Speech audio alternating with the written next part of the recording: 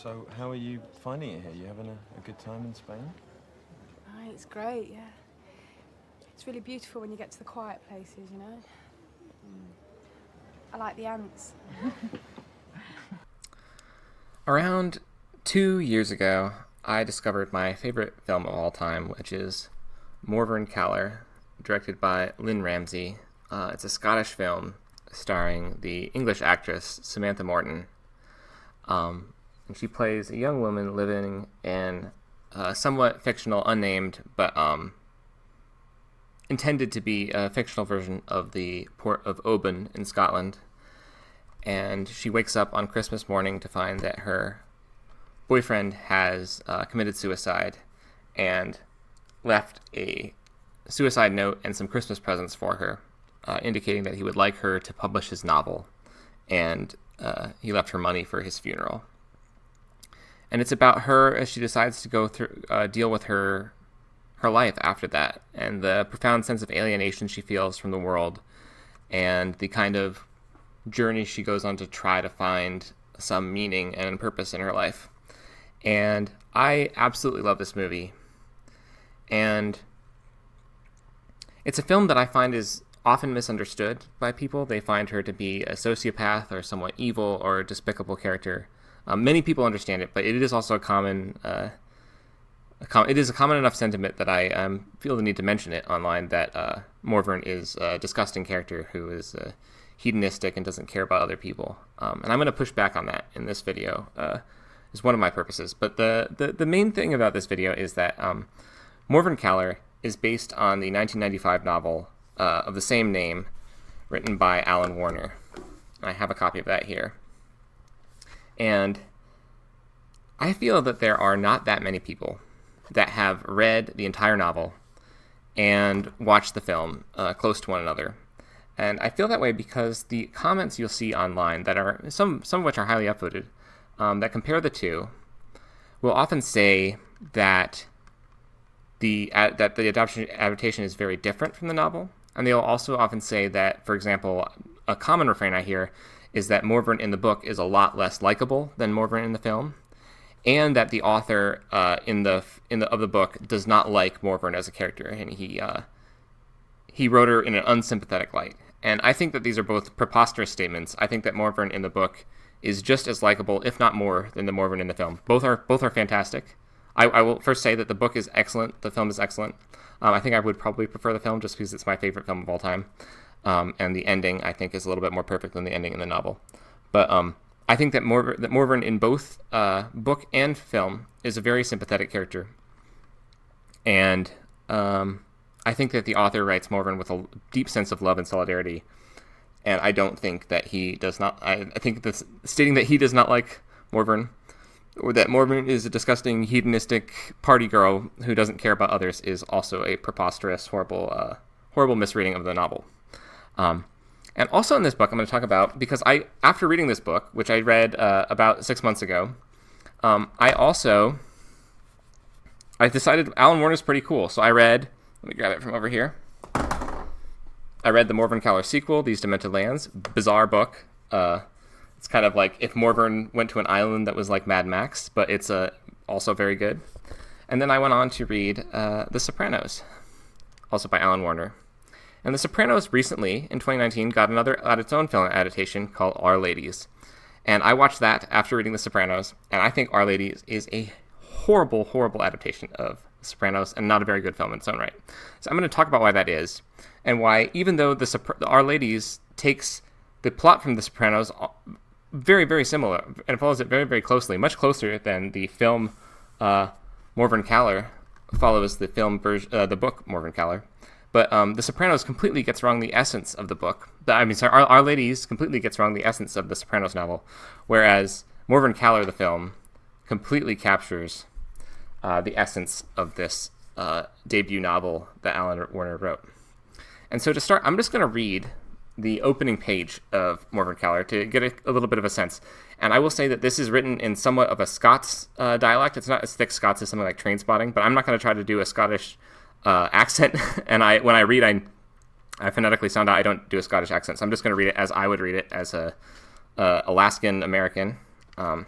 So The first page of Morvern Callar. He'd cut his throat with a knife. He'd near chopped off his hand with the meat cleaver. He couldn't object, so I let a silk cut. A sort of wave of something was going across me. There was fright, but I daydreamed how I'd be. He was bare and dead, face down on the scullery lino, with blood round. The Christmas tree lights were on, then off. You could change the speed those ones flashed at. Over and over, you saw him stretched out then, the pitch dark, with his computer screen still on. I started the greeting on account of all the presents under our tree, and him dead. Useless little presents always made me sad. I start for me, and then move on to everybody when I greet about the sad things. Her from Coran Road, and with all the suns drowned off the boats. She bubbled till she lost an eye. I greeted in heaves, and my nose was running. Just to inform you, if you haven't read a lot of Scott's, greet is cry or sob. And so this opening page, Morvern clearly cares about her dead boyfriend, and I believe they had a very deep relationship, and I think you get the sense of the same thing in the film equally. I'm not going to play the opening scene of the film because it's kind of long, and you'd have to. I would just suggest you watch the film if you want. But the opening scene of the film, while she's not openly crying, and if you move on through the book, you'll see that in the book she is actually scared to touch her boyfriend's skin because it's cold, but she does caress his hair and kneel next to him. In the movie, she is hugging him and caressing him constantly. Just another odd minor change, but they both get across the very same essence of what's going on here. And so I think right from the beginning, for me, this sets up Morvern as a very sympathetic character. She's sad her boyfriend died, and she's sad about all these other things that are happening in this town. And it sort of sets up her feeling of despair that comes from the place she's living in at the moment. So this clip takes place shortly after that opening passage in the book and the opening scene in the movie, after she goes down and she intends to call the police or someone to tell about what happened to her boyfriend, but instead she loses the courage to do that, and she sits on the bench. And in the film, the phone rings, one of the payphones that she was intending to use rings, and she answers it, and then this conversation ensues. Yes, it's the station. No, I'm not from here, no, but I've lived here for years.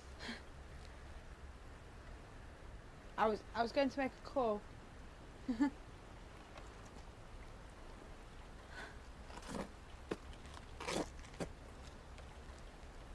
Oh, don't worry. I'm sure she'll be fine. Yeah.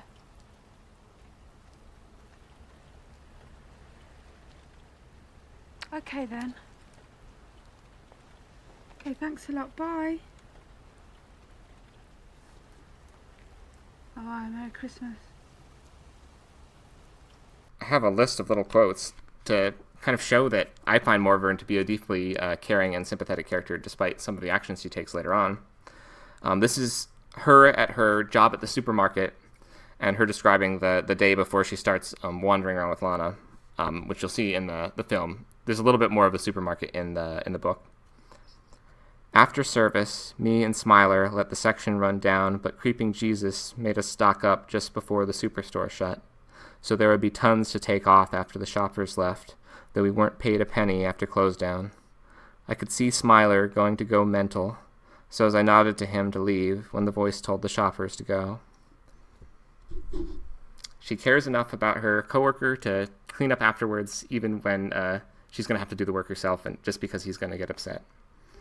And then we're going to go a little bit farther on to further explain why a little bit of her history in the book, which is not in the film, but you get enough of sense of it in the film that I think it's perfect.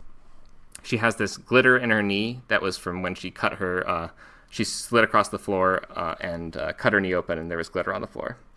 It was the first time I'd spoke that day, if you don't count the swear out loud when my foot touched the blood that morning. 'Cause I was mortal, though, I says. I can still remember. My foster dad called 999 'cause it was just gushing blood, and by chance the ambulance was up the complex. I got put in the back with a really young girl who was having a premature baby right there and then. The nurse told me just to watch all the way to the hospital, to keep my mind off my cut knee. The girl was just screaming and screaming, and a wee baby girl was coming out. A few paragraphs later. I told about the day in geography when we all had to do a talk about the village where we were born. When my turn came, I'd goes that I didn't know what village I was born in, so the whole class laughed and the teacher scolded me. I says how my foster mom couldn't have children, so her and Red Hannah fostered me, and then took in other special girls every summer. I goes about the girl I shared the bunk with for a summer. She always wore suppositories and changed them 3 times a day. Eventually, she told me that her father used to attack her every night. She discovered that if she wore suppositories, he couldn't get her in that way. And I cuddled her all night. I love Morvern, and I don't understand how you could read the opening section of this book and not love Morvern as well. I have a feeling people, I don't know, maybe it's just a different sense of empathy, and they haven't gone through certain levels of anxiety or trauma and stress to put them in the mindset that someone like Morvern could be in. And also just the sense of alienation she feels. And the things she does, for example, burying her boyfriend up in the Scottish Highlands, so she can use the funeral money for herself. I don't feel that as sociopathic. I feel that as very practical and almost a little, and just someone in her mindset, I think that makes perfect sense. And yeah, I just love this. And I love the way the film, while not doing like one-to-one dialogue and changing the plot in the second half a little bit, still gets the exact sense I felt while reading this book in the film. And they're both absolutely brilliant. A lot of the music that's described in the book is in the film, but then Ramsay chooses some of her own music.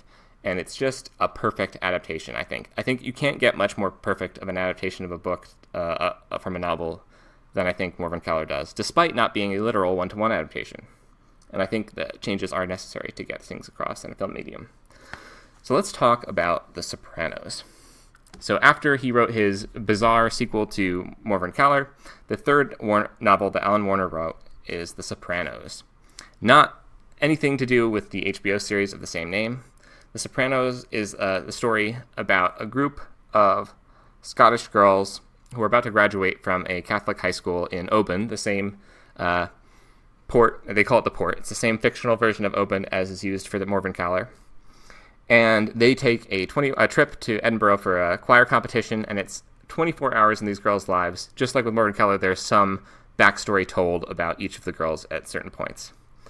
And I think this is a fantastic, fantastic novel. I like it almost as much as Morvern Callar. It's a 5-star read for me. I've never laughed and cried this much during the same book. I probably cried more during a book, but very emotional book, very funny book. And I think it's just done horribly dirty by some of its marketing. For example, the back of my copy reads, "In a spill of vivid and coruscating language, The Sopranos is an account of the sexual adventures of Catholic girls in brief, hot flower that reads like a compressed fantasy." The sexual adventures of Catholic girls. I think that's a horrible misrepresentation of this book. This book is about girls who are going through various problems in their lives. They're all in a pretty dark place at the start. Fanula and Kyla have lost kind of hope for their future. Orla's dealing with leukemia, and Shell's dad has died. And there's other things going on with the other girls that isn't revealed till later, so I won't spoil it. But they're going through some dark stuff, and they do talk about some shocking things and make sexual jokes and remarks, but there's not that much on-page sexual content in the book, and it's not described very luridly. And they're often putting on airs and just using it as a distraction.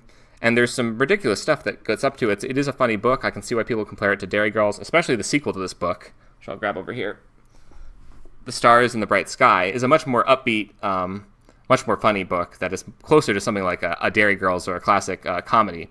But this book, I think, is more experimental and strange, and it's an excellent, excellent book. In The Sopranos, Kyla is a character who is a very good singer. She loves music, and she's in a band that she doesn't think is very good, but she does enjoy her time in it. And she loves this record shop, Woolies. I guess it's a chain. I'm not sure if it's a real chain. I'm assuming it was, but it's a chain in the Sopranos novel, a chain record shop, and they have one in her hometown. And so I'm going to open up and read a little bit about this. So Kyla loves Woolies. She wants to work there one day, and she's friends with the girl that works there. And so on the bus, they're telling all these kind of somewhat vulgar jokes. They're laughing out loud and writing stuff on signs and showing it to cars outside. And at one point, Kyla says this, okay? I just goes that I'm not ambitious with the band and that. I just want the best job in town, she smiled. What's that? Behind the record counter in Woolies. Only job I've ever wanted. Think about it. Just sat there with top 40 at your fingertips. You can play what you want. This lassie from the Proddy High is there, and I'm quite pally with her. Mind she was hanging round with us 2 weekends back. She's quite pretty, Vanula grumbled, still looking outwards. Aye. Well, if she keeps coming out with me, it's just a matter of time before she's on maternity leave. Everyone squawked. Even Kay smiled. Then I'll just close in there and clinch the position. Clearly a joke in the book. Kyla is a nice, caring person in the book. And let's listen to how the same scene is handled in the film. Instead of Kyla telling a joke on the bus, we get Orla in voiceover telling us this. Aye, Kyla had a voice. We all knew that. But she was devious too. Like how she got that job in Willie's. First she got pally with a lassie that worked there. Just watching for her chance and stuff. Turns out the lassie wasn't Catholic. So she wasn't clued up about sex and things. So Kyla taught her how to get boys like a Catholic girl. Aye, def'll suck them off. No, fuck using the condom. Aye, they love it when you swallow.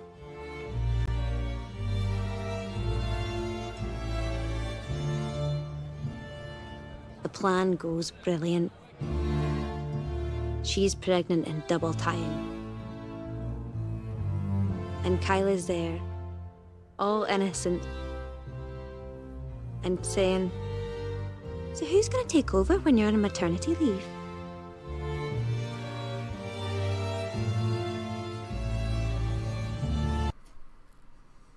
See if you can spot the difference there. And let's go a little bit farther. Yeah. Okay. Next part we're going to look at is, so Kyla decides in both the film and the book to leave her band for various reasons while she's in Edinburgh. She's supposed to buy them CDs. She starts buying the CDs and gets fed up and decides to leave the band, even though she self-admittedly in the book enjoys the band. And so in the book, she leaves the band, and after the phone call, this is what happens. So she hangs up the phone after leaving the band. I'm not going to do the whole phone call. I think the afterwards part is the most interesting. After the phone call, Kyla burst out with the greeting. Kyla, come on. Oh, poor lassie. I should nae have done that. Och, away. That's way it goes, lassie. Here, here, says one in the brown jacket, waving about a hanky. Nah, you're okay there, warned Shell, and leaned her mouth into the hair down the side Kyla's face. You're fucking up your makeup, baby, she whispered. Kyla nodded, snuffled. It's me usually does the crying, Kyla. Shell had an arm around her now. I know. Kyla wiped her snozzle on back hand and then goes, Crazy. I've grat, and here's you with your real daddy away lost, and your big sister married to yon loony, and here's me all het-upness 'bout bugger all. She tried to do a big smile, teeth so white, 'cause her face was red, but she guffed out a big sob again. Shell drew back a fraction and hushed. Here, you're gonna set me off, she smiled a bit. And Orla nearly died, and I'm sat here like a big bubbly baby. Don't worry, Kyla, don't worry. We'll give them the money back. Kyla's voice came out clearer, a bit louder. You know, fine. We'll splash out the lot. She guttered a big sob again. You could see Shell's eyes starting to go now. Oh, I'm sorry I mentioned your dad. It just came into my mind. Ach, no, it's just... Is it the boys you're crying about? Kyla almost shouted it out. Aye! The boys in her band. Okay. Let's take a look about how the same scene played out in the show.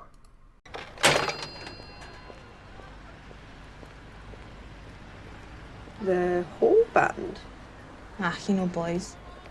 Suck 'em off once and they go back to dreaming about that bird from Mazzie's Star. Who can't sing, by the way. I suppose. But at least with you, they be getting it from someone with a good voice, eh? So what now? Let's spend his fucking money.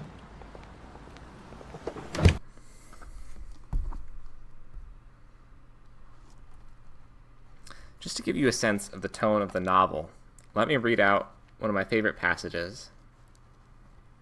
It's not a spoiler if you're intending to read the novel. I know I've spoiled a few minor things, but really I haven't even touched on what the novel is about. But here, just to give you a tone of what the novel really is like to read. But what Fionnuala felt was anger. Not anger at Ian or Katrina, not anger at Kay's folk, not even anger at their absurd religion, but anger at the sky and the roundabout, and the whole charade that puts a young, lovely girl lost in a city, unknown as to what she really wants, and too lonely to imagine. Fionnuala was seething that the big jigsaw was meant to fall at random into any old picture, but why the perpetual was just pain, pain, pain, Orla withering away, or drowned fathers and a so-called family tree more like a straight-line stick of shell. Kay, come on. It'll be okay. Incredible book. Butchered adaptation. They even make Shell kind of a jerk. Shell is the nicest, sweetest character in the whole book. I could go on for ages. I highly recommend you read Alan Warner's books. They're absolutely excellent. Both the Sopranos series and the Morvern Callar series. And I highly, highly recommend you watch the Morvern Callar film. And Lynne Ramsay's other stuff is excellent as well. There are more Alan Warner books that I have yet to get to, but I have some more here, for example. Yeah.